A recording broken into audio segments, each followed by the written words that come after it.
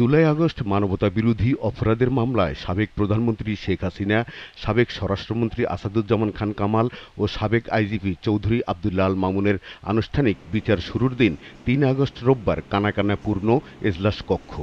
গ্রেপ্তারে থাকা অন্যতম আসামি সাবেক আইজিপি চৌধুরী আব্দুল্লাহ আল মামুনকে হাতকড়া ও হেলমেট ছাড়াই রাজসাক্ষী হিসেবে ট্রাইব্যুনালে হাজির করা হয়।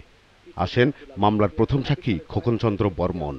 শুরুতেই বক্তব্য রাখেন রাষ্ট্রের প্রধান আইন কর্মকর্তা আসাদুজ্জামান। আজ একটা ঐতিহাসিক যুগ সন্ধিক্ষণের দিন। শেখ হাসিনাকে অন্যতম সেরা স্বৈরাচার ও মিথ্যাবাদী হিসেবে বর্ণনা করে অ্যাটর্নি জেনারেল বলেন, বিশ্বের বিভিন্ন দেশে গণহত্যাকারীদের যেভাবে বিচার হয়েছে ততটা নির্মমভাবে না হলেও খুনিদের সর্বোচ্চ সাজা চান তিনি।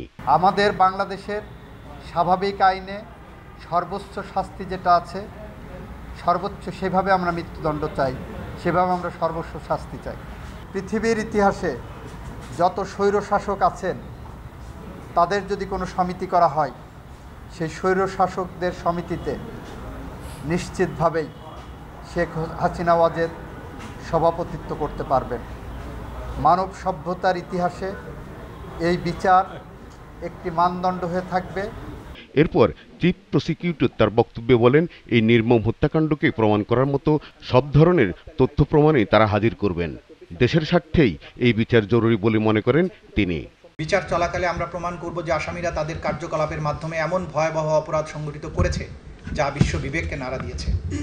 আমাদের গুরু দায়িত্ব হলো এই অপরাধের জবাবদিহিতা নিশ্চিত করা এবং আগামী প্রজন্মের জন্য ন্যায়ভিত্তিক এক নিরাপদ ভবিষ্যৎ রচনা করা।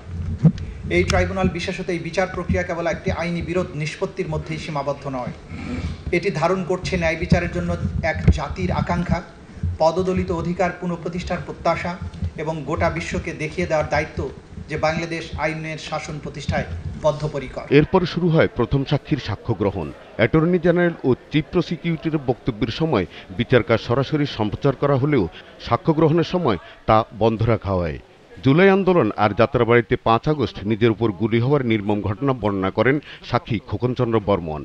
হাজার হাজার মানুষকে হত্যার জন্য আসামিদের শাস্তি চান তিনি।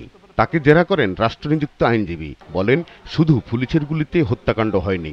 এই সাক্ষীর এবং জবানবন্দির মধ্যে আমি যে জেরা করেছি এবং জবানবন্দির মধ্যে অনেক ফাঁক আছে, অনেক ব্যাপক ফাঁক আছে। ছাত্র জনতা তাদের দেশীয় অস্ত্র এবং আগ্নেয়াস্ত্র ব্যবহার করেছে পুলিশদের উপরে। সেই ছোড়াগুলিতেই এখানকার ছাত্র জনতা যারা নিহত আহত হয়েছে সেইখানেই তারা মৃত্যুবরণ করেছেন, এটা আমি বলেছি। আর একটি কথা বলেছি, পুলিশ মারা গেছেন, এখানে 10, 12, 13, 14 জন পুলিশ মারা গিয়েছে, একথাও আমি বলেছি।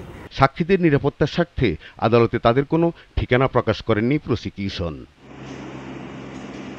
Farid Rahman, CFC news, Dhaka.